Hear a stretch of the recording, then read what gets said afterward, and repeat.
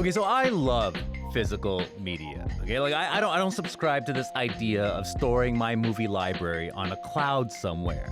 And I know that's not the case for most people. I know a lot of people are done with physical media, whether it's for movies or video games. And last week we found out that PlayStation is done too. I'm Rad Simon Play, sitting in for Elamin Abdelmahmoud. This is Commotion. Jonathan Orr and Camille Salazar Hadaway are here to get into this with me. Welcome back to the show, y'all.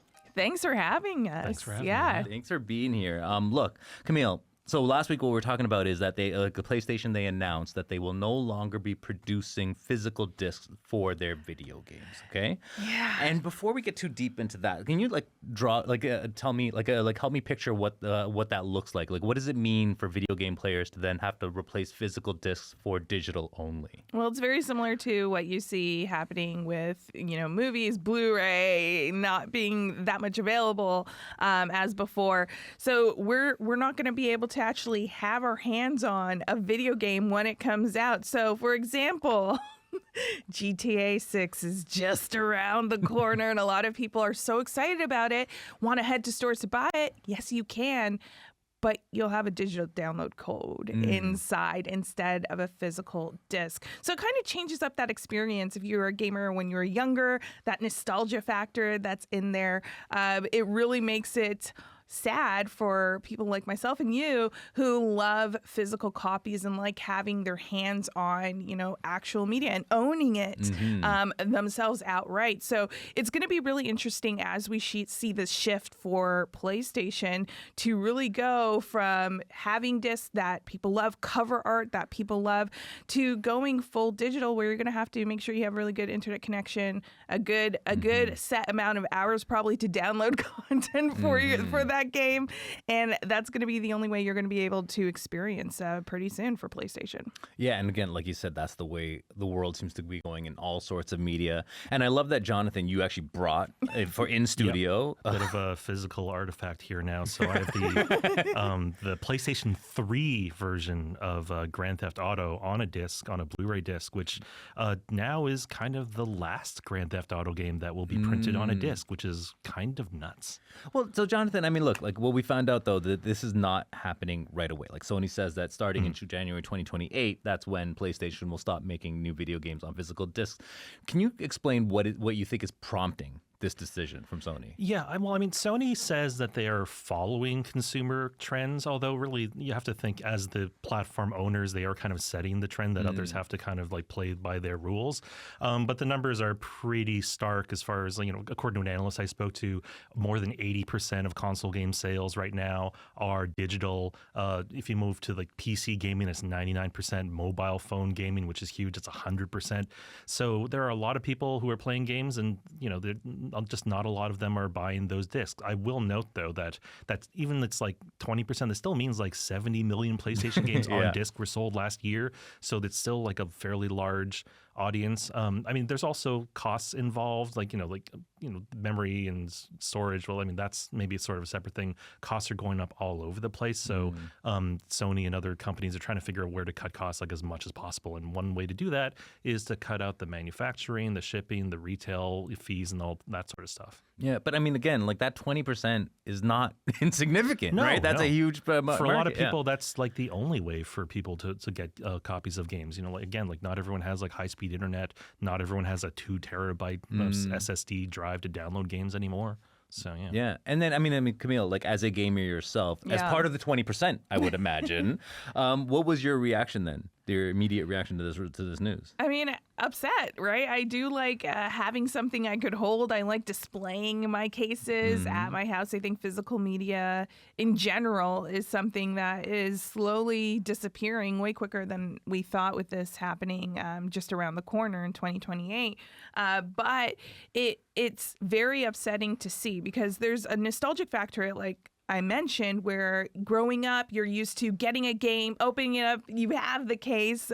John, you could see there's a book inside. There's an experience to all of that. They got rid of the book years ago.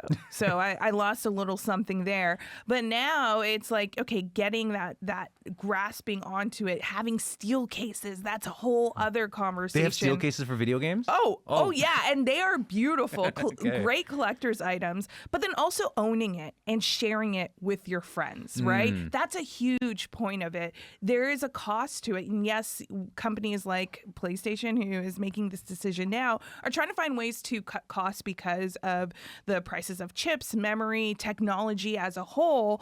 But the thing is, I have that huge question mark in my head. Are we going to be seeing savings on this end? Are the price of video games now going to go down a little bit because they will be digital in 2 years for PlayStation?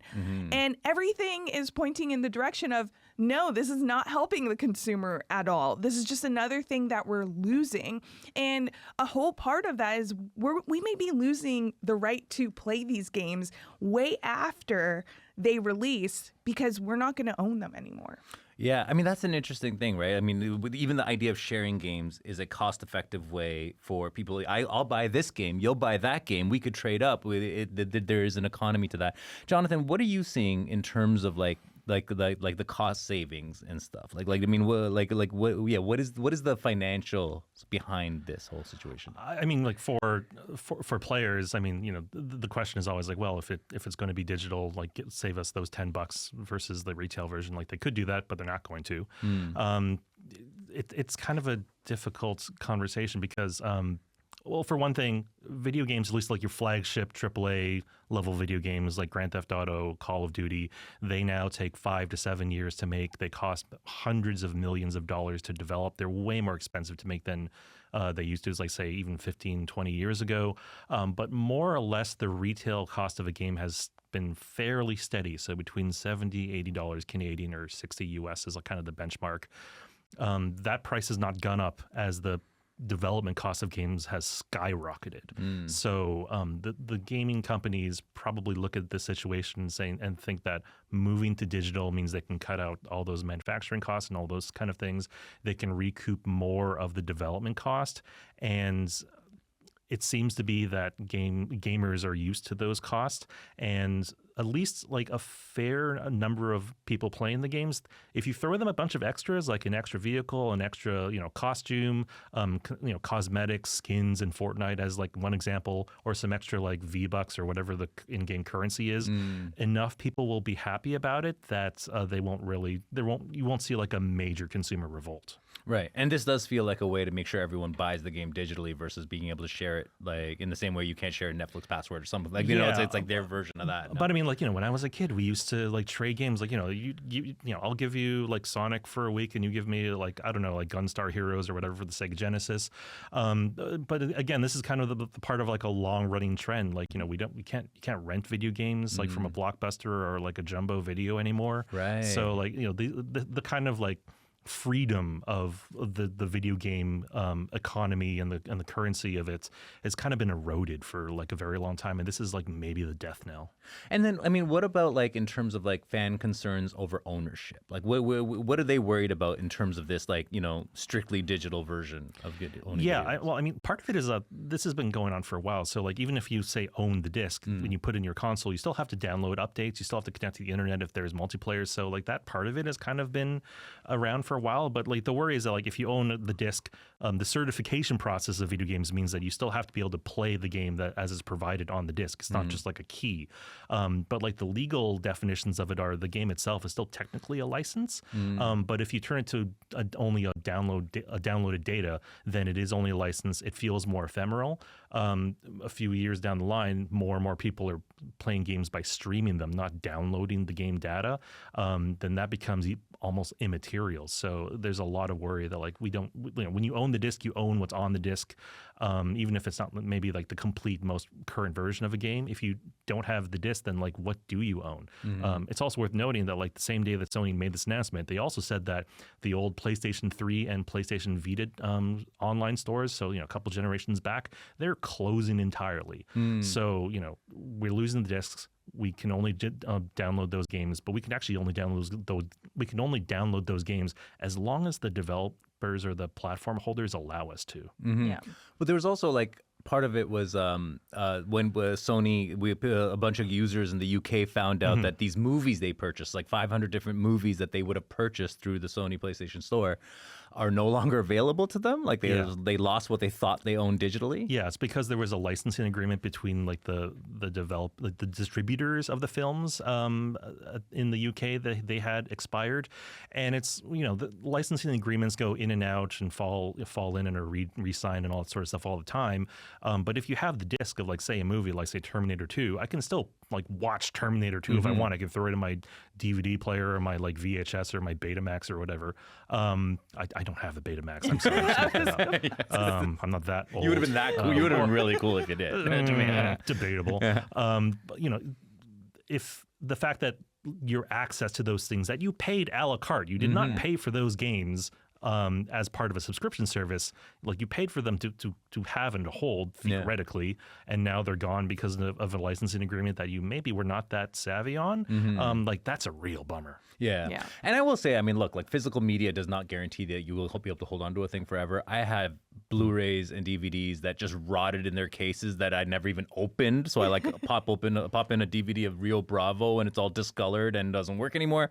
So again, nothing I guess is necessarily guaranteed to be forever. But Camille, I want to throw this to you because it's not just like what we're talking about here is not just individual access. It's also a matter of preservation. Yeah. Right. So talk to me about that. Well, yes, if you don't take care of your disc and have them maybe where the sun's beating down on them with the heat, they'll be eroded. But really, it is if you are able to keep your games in a great condition, like Jonathan said, you're able to play those games again in different generations, backwards compatibility. So you look at something like the PlayStation 5, there's backwards compatibility with the some PlayStation 4 games, but you're able to play that game again, even if it's unavailable through the PlayStation stores, which they're always updating that. You never really know if your game's going to be there. I remember starting Kingdom Hearts on the PlayStation Store through streaming, and then they took it down, so I didn't even get to finish Kingdom Hearts 3. I mean, maybe taking away Kingdom Hearts is a mercy for some gamers, but that's another conversation. This is a deep cut. I don't know what the Kingdom Hearts. Yeah. Think Disney with Final Fantasy. Okay, there's a lot of nerds out there for that, and I'm one of them. But yes, having those experiences that call back to your childhood that you want to revisit because of nostalgia, or it just was a really good game.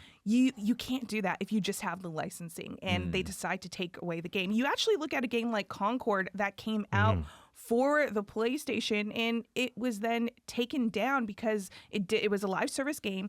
It didn't meet the numbers that PlayStation expected, and all those people that purchased the game, well, guess what?